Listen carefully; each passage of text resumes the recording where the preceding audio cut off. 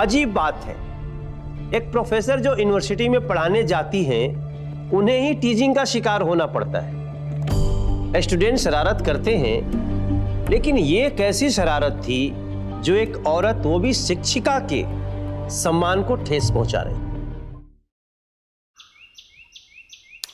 Okay students, श्वास प्रणाली मतलब रेस्पिरेटरी सिस्टम पर किसी को कोई सवाल करना है? No ma'am.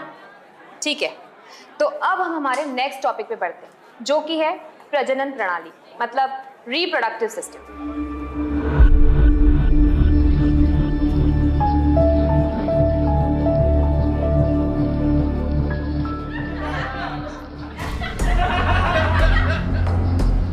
क्या? Ma'am one question. बोलो। मैम ये पेड़ पौधे कैसे प्रजनन करते होंगे? इनके पास तो हमारी तरह कोई साधन भी नहीं होता।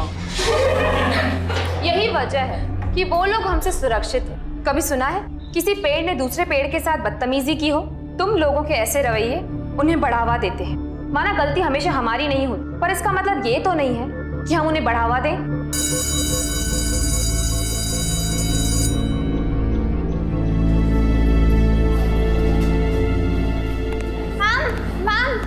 Ma'am we are very sorry, हमें ऐसा नहीं करना चाहिए था। चलो कोई बात नहीं, तुम लोगों को एहसास हुआ, मेरे लिए इतना ही काफी है। मैं जानती हूँ कि ऐसे सब्जेक्ट्स पर स्टूडेंट्स की क्यूरियोसिटी बढ़ जाती है और बड़ी नेचुरल सी बात है, पर उसे अश्लीलता की हद तक ले जाना ओछी सोच की निशानी है। तुम लोग इंटरनेट के ज़माने के, अगर कोई डाउट है तो उसे इंटरनेट पे सर्च करके क्लियर कर लो। लड़कियों के सामने अश्लील सवाल करने से तो अच्छा है कि अपने डाउट इंटरनेट पे सर्च करो। लेकिन मैम अगर ऐसा ही है तो आजकल लड़कियों के साथ छेड़छाड़ की क्या वजह है? ये किसी किसी इंसान की जहनियत, उनके माइंडसेट की बात है। अगर किसी की सोच ऐसी है तो हम लोग कुछ कर। आए जाने मन, तुम अकेले अकेले कहाँ? जल्दी आओ मेरी बाइक में बैठ जाओ। अच्छा ये बात है।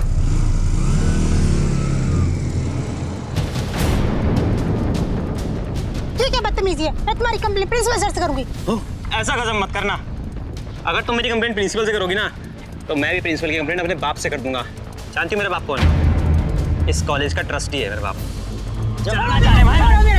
दिन दहाड़े कॉलेज के सामने एक अमीर बाप के साहबजादे ने एक लड़की के साथ बदसलूकी की, इस यकीन के साथ कि उनके इस हरकत पे कोई कार्रवाई नहीं होगी क्योंकि उनके बाप मंत्री थे। क्या ये हादसा किसी और बड़े हादसे की दस्तक थी? क्या होने वाला था?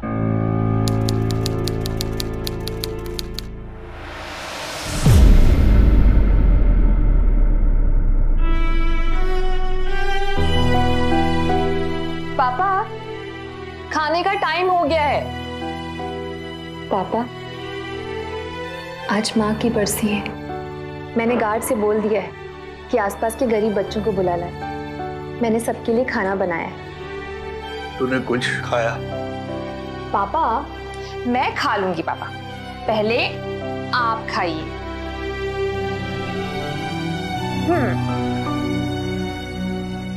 बस बेटा, भूख नहीं है। क्या मतलब भूख नहीं है? डॉक्टर ने आपके सामने कहा था ना कि टाइम पे खाना है और सही खाना है, नहीं तो आपकी तबीयत और बिगड़ जाएगी पापा। मैं सच कहता हूँ बेटा, बिल्कुल भूख नहीं है। तो आप ऐसे नहीं मानेंगे। बस 3 निवाले, एक मेरा, एक पापा का और एक माँ का।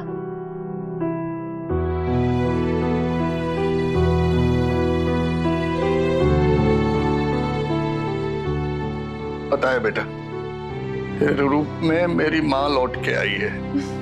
पापा, अब अगर आप रोज बच्चों की तरह जिद करेंगे तो मुझे तो माँ बनना ही होगा। और वैसे भी कहते हैं ना पापा कि बेटियां बड़ी होकर माँ जैसी ही बन जाती हैं।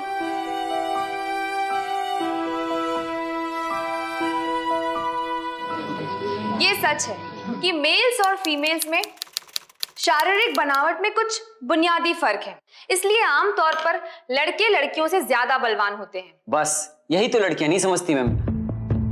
आ जाती है हमसे स्पोर्ट्स में पंगा लेने। बस फिर शुरू हो गए।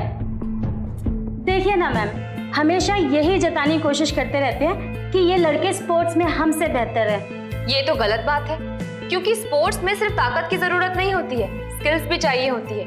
और आजकल तो हर स्पोर्ट में लड़कियां लड़कों को बराबर टक्कर देती है। अरे ये सब तो किताबी बात है, दम है तो साबित करके दिखाओ, हो जाए मुकाबला। हो जाए मुकाबला। कौन सा खेल? बास्केटबॉल। ठीक है, basketball. Okay okay okay. Boys की टीम में से कौन कौन खेलेगा? और गर्ल्स? अरे इनकी तो टीम भी पूरी नहीं है। मैम आप हमारी तरफ से खेलिए ना। मैं? Yes ma'am, please ma'am, please ma'am. Okay okay okay. आज कॉलेज खत्म होने के बाद basketball court. Okay? Hey, come on guys, come on.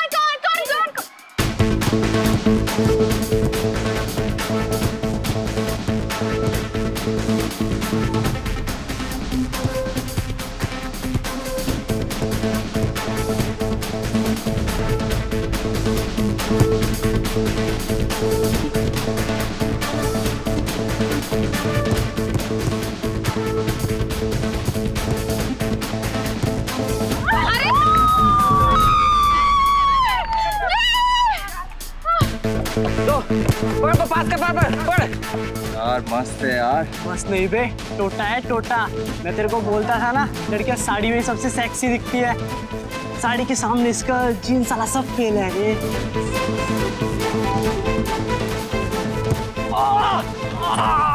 क्या हुआ? हटो। भी हटाओ। जल्दी से एम्बुलेंस बुलाओ, जल्दी। Don't worry. Doctor, I hope कुछ सीरियस नहीं है। No nothing to worry. छोटा सा फ्रैक्चर है, 7-8 दिन में ठीक हो जाएगा। Okay? Thank you doctor. Okay. Oh, 8 बज गए हैं। मुझे लगता है अब हम सबको घर जाना चाहिए। मुझे भी घर जाना होगा, पापा की दवाई का टाइम हो गया है। मैम हम आपको ड्रॉप कर देते हैं। मेरी फिक्र मत करो, मुझे तुम लोगों की फिक्र हो रही है। घर पहुंचते ही मुझे याद से मैसेज कर देना। Okay ma'am. ठीक है? ठीक है।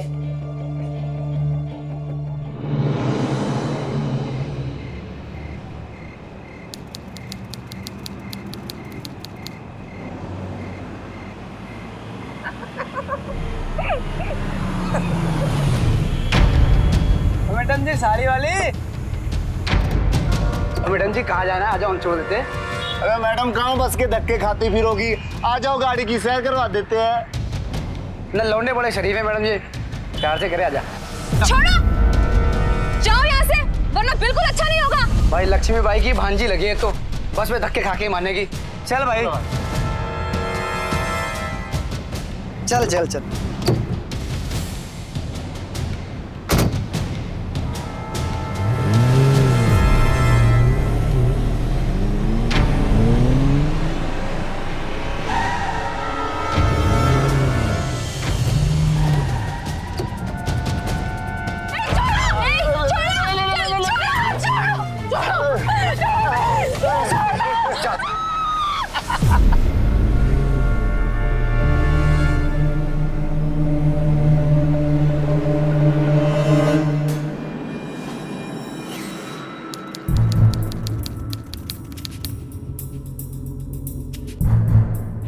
इंस्पेक्टर साहब। जी बैठिए।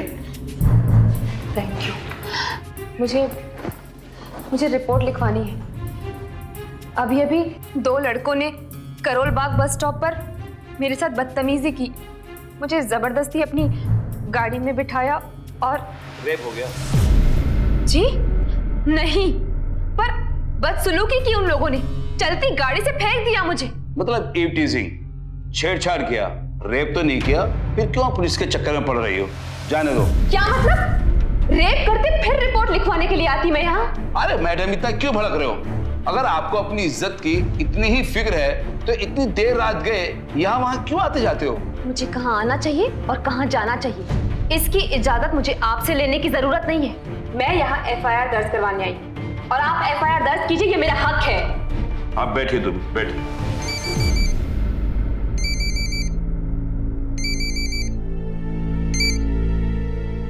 हाँ पापा। हाँ, कहाँ रह गई बेटा?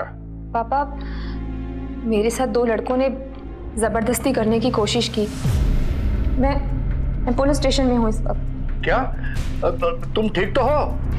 हाँ पापा, मैं ठीक हूँ। देखो ये सब रहने दो, तुम जल्दी से घर आ जाओ, मत पड़ो इन चक्करों में। क्या पापा आप ऐसा कह रहे हैं? नहीं पापा, अगर आज मैं चुप रही तो उन कमीनों की हिम्मत और बढ़ जाएगी। उन्हें सजा दिलवाना बहुत जरूरी है पापा। पापा आप मेरी फिक्र मत कीजिए, मैं बस थोड़ी देर में घर आ रही हूँ। इंस्पेक्टर साहब, मुझे उस गाड़ी का नंबर याद है।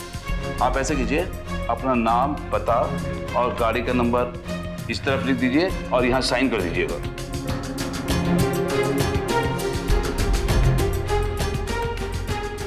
लीजिए।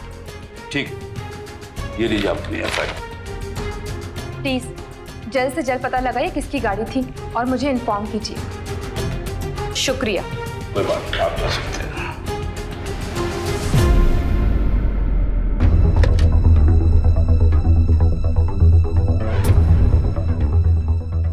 हेलो, हाँ इंस्पेक्टर अनुज भटनागर बोल रहा हूँ। एक नंबर लिखिए DL4 CAE 3703। जरा पता लगाइए किसकी है। मैं होल्ड पर हूँ। सर, ये तो मंत्री जी की बेटी की गाड़ी है। भाई गुड भाई, मजा आ गया। अबे खाकी, इतनी रात गए यहाँ कैसे? बस मैं ऐसे इधर से निकल रहा था कि नमस्ते मंत्री जी, नमस्ते।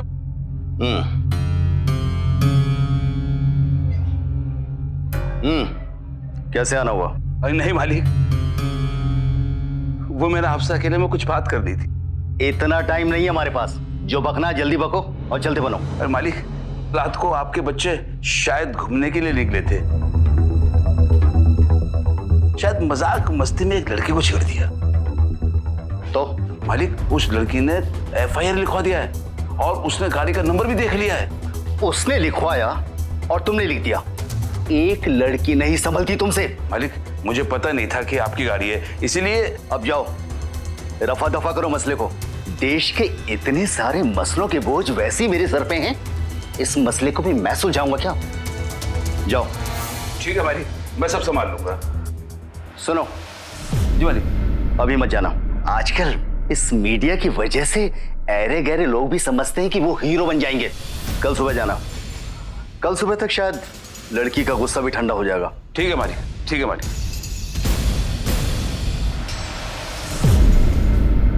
दिव्या शर्मा ने अपने साथ हुई बदसलूकी की रिपोर्ट करके बिल्कुल सही किया था, लेकिन पुलिस ऑफिसर का रवैया हैरान करने वाला था।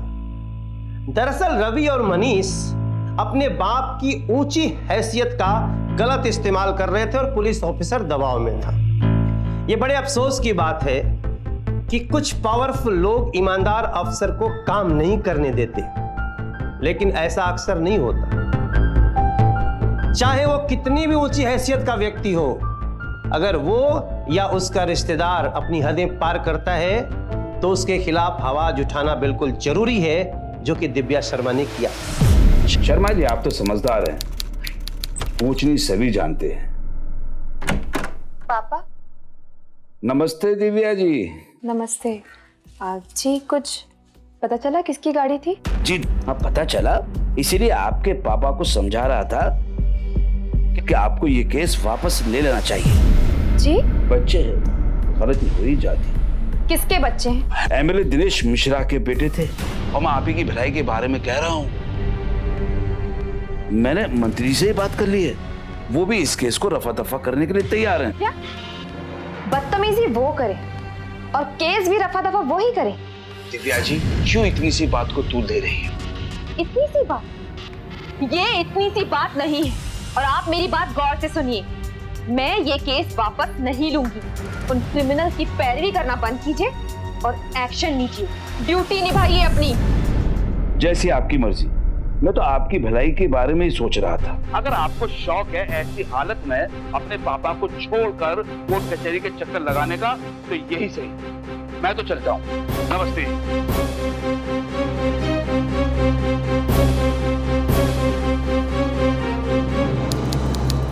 यार वो क्वेश्चन किया तुमने, जो क्वेश्चन मैम ने किया था वो। Good morning ma'am. Good morning. Good morning ma'am, कल कुछ हुआ था क्या आपके साथ? क्यों? तुम्हें कैसे पता कि कल कुछ हुआ था? न्यूज़पेपर में छपा है। नहीं मैम, एक्चुअली प्रिंसिपल सर 2 बार आपके बारे में पूछ के गए, फिर प्यून से पता चला कि दिव्या मैम, आपको प्रिंसिपल सर ने बुलाया है। ठीक है, तुम जाओ, मैं आ रही हूँ। एक्सक्यूज मी सर, आपने मुझे बुलाया? Oh yes yes Divya, please come. अब कैसे हो दिव्या? अब मतलब ये कि तुम्हारे साथ कल जो हादसा हुआ था उसकी पूरी खबर मुझ तक पहुंच चुकी है। और देखो, यहाँ मैंने तुम्हें तुम्हारी मदद के लिए बुलाया है। मैं जानता हूँ कि तुम एक बहुत ही टैलेंटेड, बहुत ही होनहार लड़की हो और तुम्हारा फ्यूचर बहुत ही ब्राइट है, लेकिन उसके साथ साथ तुम्हारी बहुत सारी जिम्मेदारियां भी तो हैं। तुम्हारे बीमार फादर, तुम्हारा फ्यूचर, तुम्हारा कैरियर। मैं समझ नहीं पा रहा हूँ कि तुम क्यों इन बेकार के चक्करों में पड़ रहे हो। कौन से चक्करों में सर?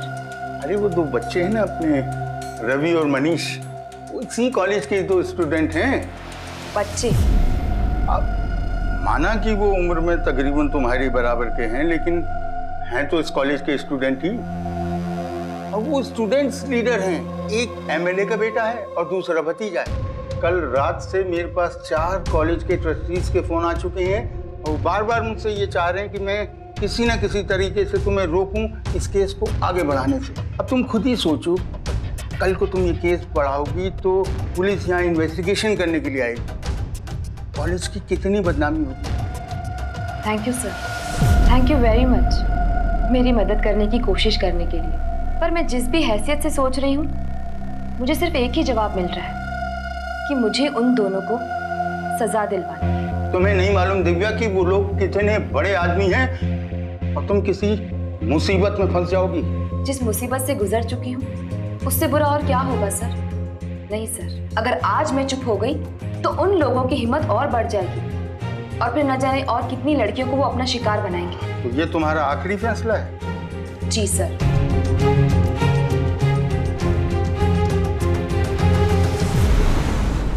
सर, बात को समझ रहे हैं ना? अब देखिए, ये थोड़ी बहुत छेड़ाखानी तो हर जगह चलती रहती है। और एक बात तो आप भी मानेंगे कि लड़कियां चाहे जितना भी हो हल्ला मचा ले, लेकिन कहीं ना कहीं इन्हें भी ये सब अच्छा लगता है सर। वरना आप खुद सोचिए, अगर इनको कोई ना छेड़े तो खुद ही आईने के सामने खड़ी होकर परेशान हो जाए अपना चेहरा देख देख के, कह रहे सब ठीक ठाक तो है, कोई हमें देख क्यों नहीं रहा, हमें कोई छेड़ क्यों नहीं रहा। आप समझ रहे हैं ना सर? आप तो समझदार आदमी, समझाइए ना अपनी बेटी को, ऐसे नहीं होता। 2 महीने बाद चुनाव आ रहे हैं, नेताजी की साफ सुथरी छवि की धज्जियां उड़ जाएंगी। प्लीज सर, मैं आपसे विनम्र विनती करता हूं नेताजी की तरफ से, प्लीज समझाइए। और रही बात आपकी और आपकी बेटी की, तो उसकी आप बिल्कुल चिंता मत कीजिए।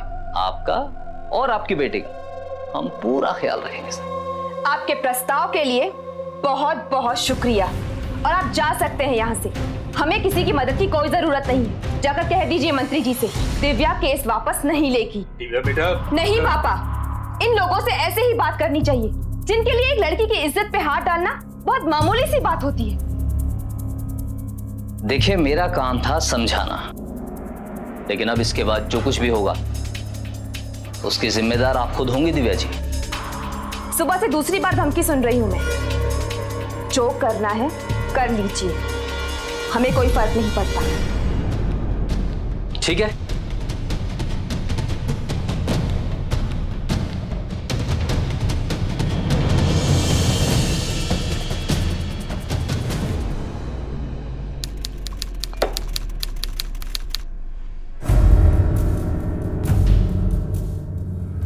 जो जी में आए करो, यही कहा था ना उसने?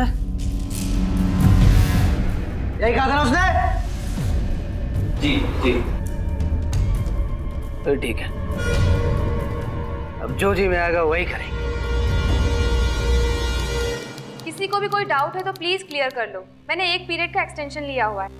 एग्जाम सर पर है तो मैं नहीं चाहती हूँ किसी के दिमाग में कोई डाउट रहे। ओके मैम, हम 10 मिनट में लंच ब्रेक लेके आते हैं। ठीक है। आप भी चलिए ना हमारे साथ। हाँ मैम प्लीज। नहीं, मुझे बिल्कुल भूख नहीं है और वैसे भी मैं बाहर का खाना अवॉइड करती हूँ। तुम लोग जल्दी जाओ, मैं वेट कर रही हूँ। Okay thank you.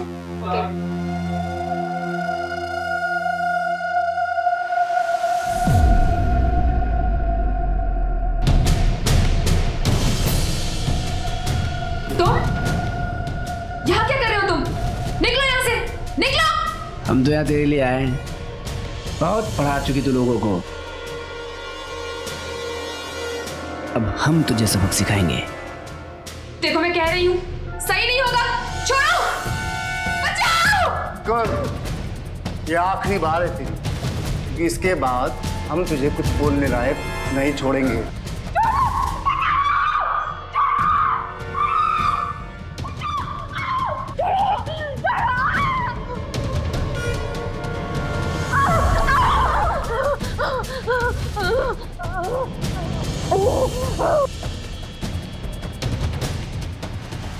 कौन है ये? कौन है ये? क्या नाम है इसका? दिव्या मैम। सिर्फ दिव्या, क्योंकि इसकी इज्जत की धज्जियां उड़ चुकी है। कोई इसको दिव्या मैम नहीं बोलेगा। तूने कहा था ना, जो मर्जी आए कर लो। मर्जी की तो हत्या भी नहीं की अभी हमने। प्यार से बोल रहे, तेरे को एक मौका और दे रहे, केस वापस ले ले। किसी ने भी इसकी मदद करने की कोशिश की या फिर ये बात बाहर गई तो याद रखना, उसका मैं इससे भी बुरा हाल करूंगा। और तू केस वापस ले लेना।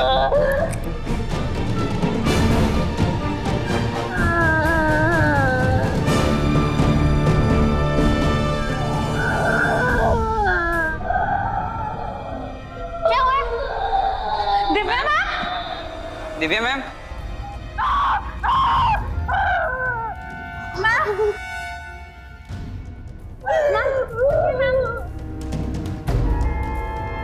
Madam, ma'am.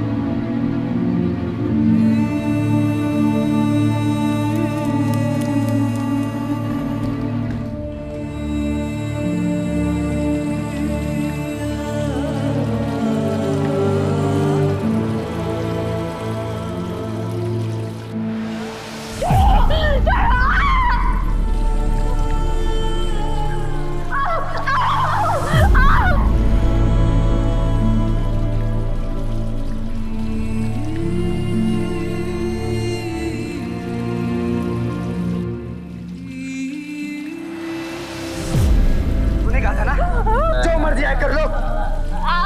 मर्जी की तो हत्या भी नहीं की अभी हमने। प्यार से बोल रहे, तेरे को एक मौका और दे रहे, केस वापस ले ले।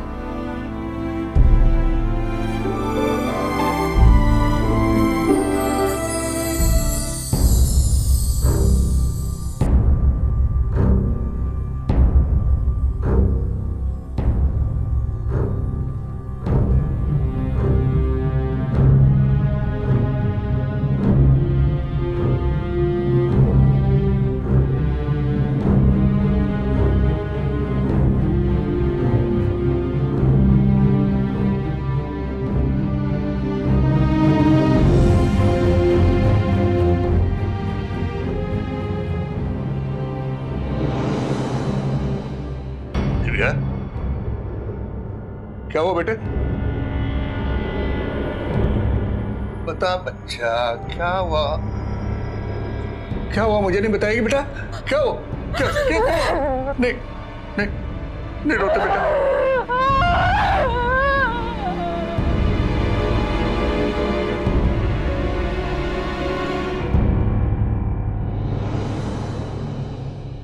कुछ खा ले मेरे बच्चे। किसी और की सजा खुद को क्यों दे रही हो? अपने आप को संभालो और उन मुजरिमों को उनकी सही जगह दिखाओ।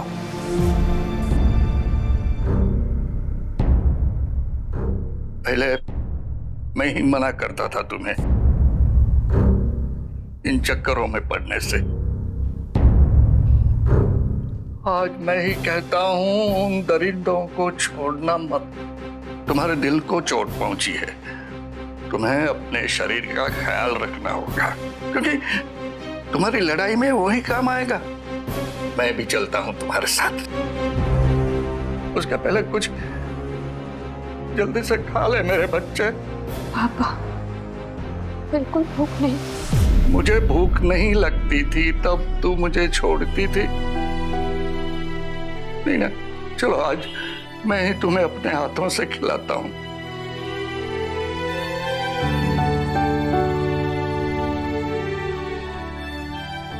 तीन निवाले, एक मेरा, एक मक्का और एक बिटिया का।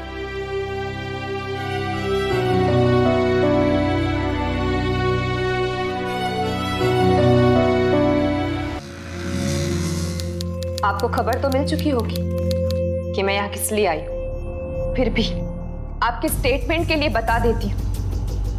आपके उन दोनों बच्चों ने मुझे मेरे क्लास से घसीट कर कॉलेज के सारे स्टूडेंट्स के सामने मेरी साड़ी उतारी और खुली धमकी देकर गए हैं मुझे कि अगर मैंने उनके खिलाफ केस वापस नहीं लिया तो अगली बार इससे भी ज्यादा बदतमीजी करेंगे मेरे साथ। दिव्या जी, मैंने तो आपसे पहले ही कहा था कि अपनी कंप्लेंट वापस ले लीजिए, लेकिन आप। इस बार भी मैं उनके खिलाफ कंप्लेंट लिखाने ही आई। आपने कहा कि ये सब कुछ स्टूडेंट्स के सामने हुआ, मतलब गवाह तो होंगे आपके पास? जी बिल्कुल होंगे। क्यों दिव्या? जी, आप कॉलेज जाकर पूछताछ कर सकते हैं। आपकी दिव्या मैडम का ये कहना है कि दो लोगों ने उसके साथ जबरदस्ती की और सबके सामने साड़ी भी खींची। क्या तुम लोगों में से किसी ने ऐसा कुछ होते हुए देखा है? तो सामने आओ।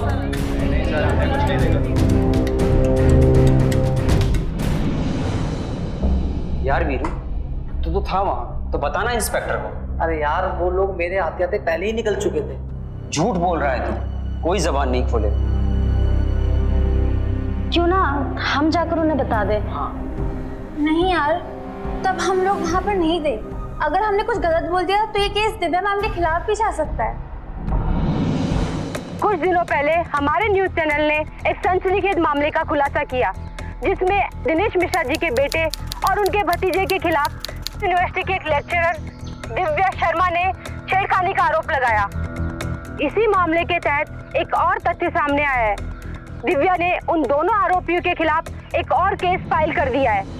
कितनी सच्चाई है इन आरोपों के पीछे, जानने के लिए हम चलते हैं दिनेश मिश्रा जी के पास।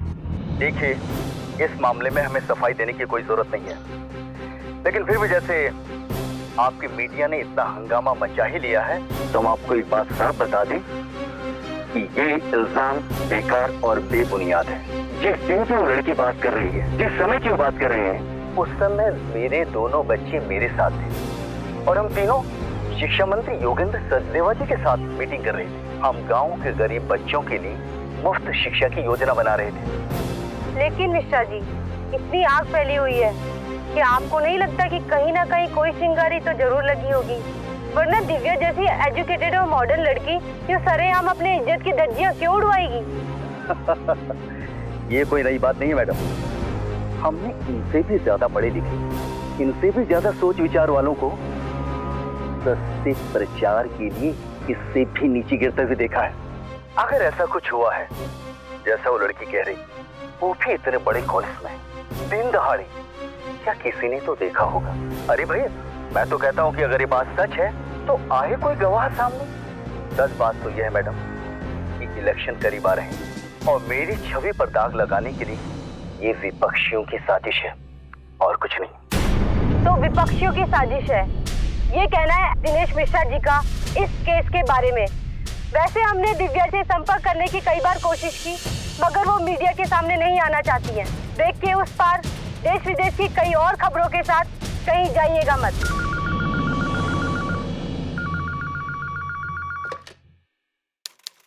हेलो हेलो दिव्या मैम, मैं कॉलेज से बोल रहा हूँ। अगर आप कॉलेज नहीं आ पाओगे तो आपको कॉलेज से निकाल दिया जाएगा।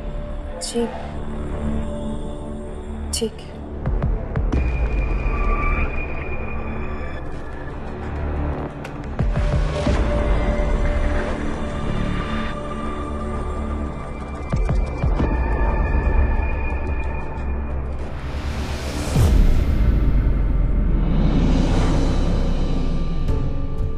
क्या हुआ? किसका फोन था? कॉलेज से फोन था पापा।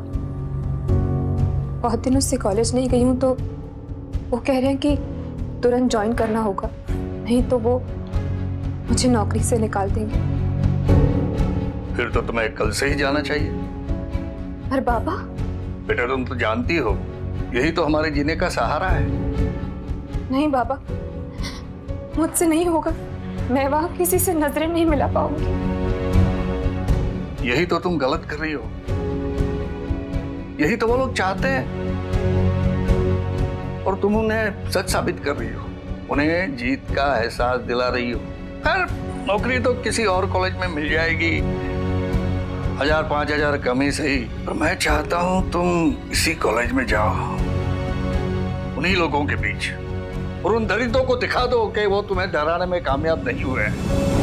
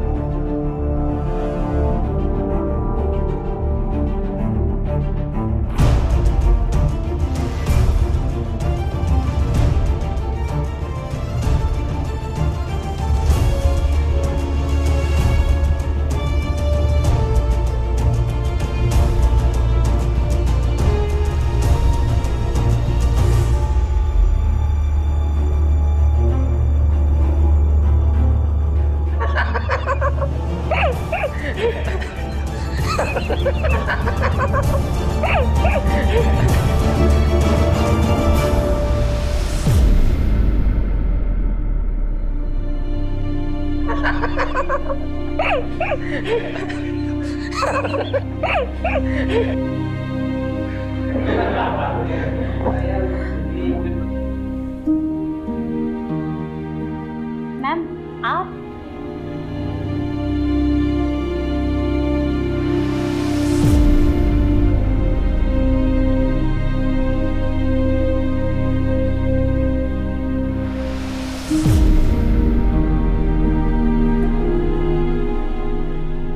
मैम, आप सब कुछ भूल के नई शुरुआत करने की कोशिश कीजिए।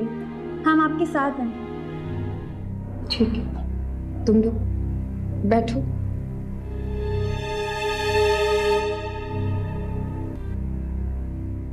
आज हम सीखेंगे। ए, इतनी हंसी क्या छूट रही है? बाहर जाके हंसो, हमें डिस्टर्ब मत करो। और आराम से, ज्यादा लेडी झाड़ने की कोशिश मत कर, समझा? चल काम कर अपना। ओके, शांत हो जाओ। आज हम नर्वस सिस्टम के बारे में पढ़ेंगे। क्या हुआ? क्यों हंस रहे हो?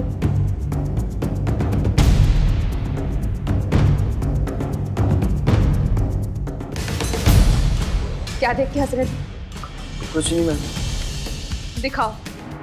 कुछ नहीं मैम। मैम आप देख नहीं पाओगे। मैम मैम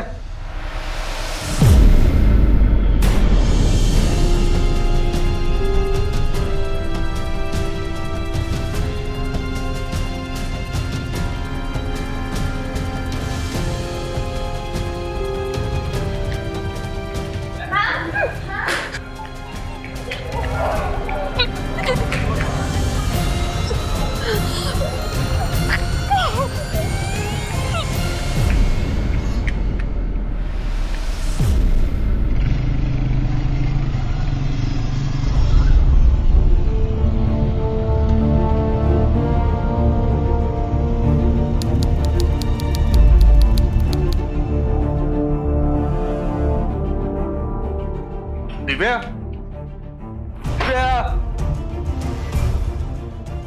क्या हुआ बेटा? दरवाजा खोल बेटा। दिव्या, दिव्या, क्या हुआ? पापा को बताओ।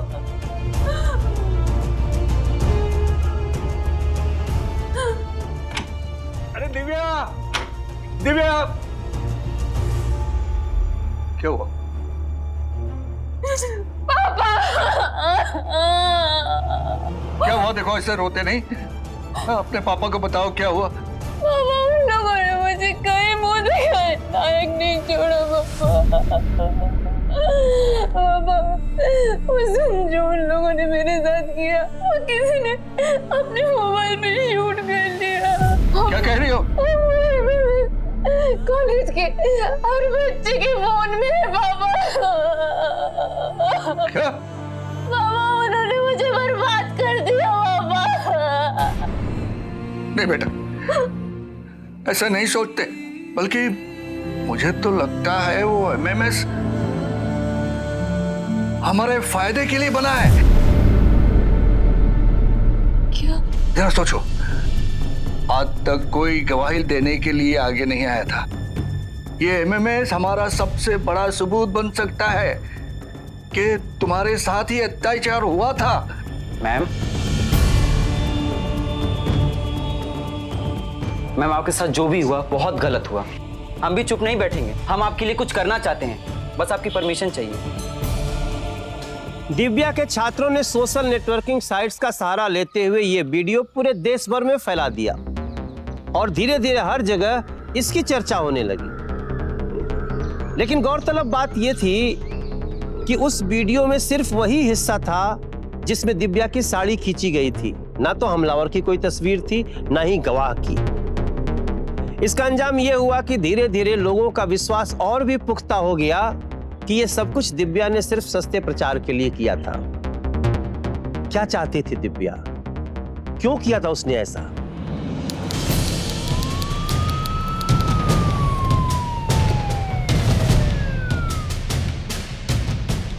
Excuse me. आप लोग? जी हाँ, मैं आपके खिलाफ अरेस्ट वारंट है। Arrest warrant? लेकिन क्यों? आपको कुछ नहीं पता? अपनी अश्लील वीडियो बना के देश भर में फैलाना और समाज में अश्लीलता फैलाने के जुर्म में आपको गिरफ्तार किया जाता है। जल्दी आइए। दिव्या जी, पहले आपने एक ईमानदार नेता के बेटे और भतीजे के खिलाफ रिपोर्ट की, और जब आपके सारे इल्जाम बेबुनियाद साबित हो गए तो आपने अपना ही अश्लील वीडियो बनाकर सारे कॉलेज के बच्चों में फैला दिया। वो बच्चे जो कि देश का भविष्य है। आखिर आप चाहती क्या हैं? हाँ बताइए मैडम, आप क्या चाहती हैं? चाहती क्या है? मुझे खुशी है इस बात की कि आप लोगों ने मुझसे ये सवाल किया कि मैं क्या चाहती हूँ। मैं आप लोगों की गलतफहमी दूर करना चाहती हूँ। कैसी गलतफहमी मैडम? आज तक मीडिया और पुलिस का यही मानना था ना कि मेरे सारे इल्जाम बेबुनियाद और बेकार है। तो ठीक है, आप लोगों ने वो एमएमएस तो जरूर देखा होगा। जी देखा है। हाँ, लेकिन वो एमएमएस एडिट किया हुआ है। किया हुआ? जी हाँ, सच को छुपाने के लिए। पर अब जो ये वीडियो मैं आप लोगों को दिखाने वाली हूँ, उस वीडियो में उस दिन का सारा हादसा कैद है। ये सारी बातें एक बहाना है वक्त को बर्बाद करने के लिए। आप मेरे साथ पुलिस स्टेशन चलो। अरे इंस्पेक्टर साहब, एक मिनट रुक जाइए, पहले वीडियो देख लेने दीजिए। मुझे अपनी ड्यूटी करने दीजिए। जरूर कीजिए, लेकिन ये वीडियो एक ना एक दिन सबके सामने जरूर आएगा और उस दिन यही रिपोर्टर्स आपसे जरूर सवाल करेंगे। मैम, आप वीडियो दिखाइए हमें। आज के बाद इस कॉलेज में तो किसी को मुंह दिखाने के लायक नहीं रहेगी। किसी ने भी इसकी मदद करने की कोशिश की या फिर ये बात बाहर गई तो याद रखना, उसका इससे भी बुरा हाल करूंगा मैं। आप देख सकते हैं इस एमएमएस को, जिसने इस कहानी को एक नया मोड़ दिया है। एमएलए शुक्ला जिस हादसे को शुरू से बेबुनियाद साबित कर रहे थे, उस हादसे का पूरा सच अब आपके सामने। देर से ही सही, मगर सच्चाई की जीत हुई। ताजा रिपोर्ट्स के मुताबिक पुलिस ने एमएलए मिश्रा जी के बेटे और उनके भतीजे को गिरफ्तार कर लिया है और जल्द ही दिव्या जी को उनकी शिनाख्त के लिए बुलाया जाएगा। क्या यही दोनों हैं? जी, यही दोनों हैं वो दरिंदे। पांडे जी। जी सर। दोनों को डाल दो हवालात में। एक मिनट।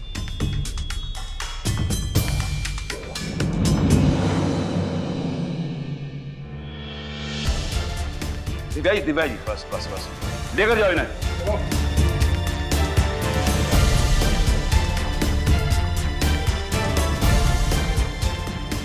हम बार बार कहेंगे कि ये गलत फहमी है कि अमीर और ताकतवर लोग कोई भी जुर्म करके बच सकते हैं। आम लोगों का ये डर उन मुजरिमों के विश्वास को और ठोस बनाता है। दिव्या शर्मा ने यह सिद्ध कर दिया कि हिम्मत के आगे दौलत की कोई औकात नहीं है। एक ईमानदार इंसान अगर अपने हक और सम्मान के लिए खड़ा हो जाए तो हमेशा इतिहास बनाता है। रवि और मनीष को मोलेस्टेशन के लिए आईपीसी की धारा 509, असॉल्ट के लिए धारा 354 और क्रिमिनल इंटिमिडेशन के लिए धारा 506 के तहत 7 साल की कड़ी सजा सुनाई गई। अपने पॉलिटिकल पावर का गलत इस्तेमाल करने के लिए उनके पिता दिनेश मिश्रा को धारा 217 के तहत 2 साल की कड़ी सजा हुई। तो आपने देखी दिल्ली में औरतों पर शोषण की एक और दिल दहला देने वाली कहानी। औरत को अपने सम्मान का पूरा अधिकार है, इसलिए आप अन्याय के खिलाफ खामोश मत रहिए, लड़िए। मैं लूंगा विदा आपसे आज, फिर मिलूंगा दिल्ली में जुर्म से जंग की एक और सच्ची घटना के साथ। अब बोलती बंद होगी अपराध की, क्योंकि दिल्ली नहीं है किसी के बाप की। सावधान इंडिया। तो सावधान।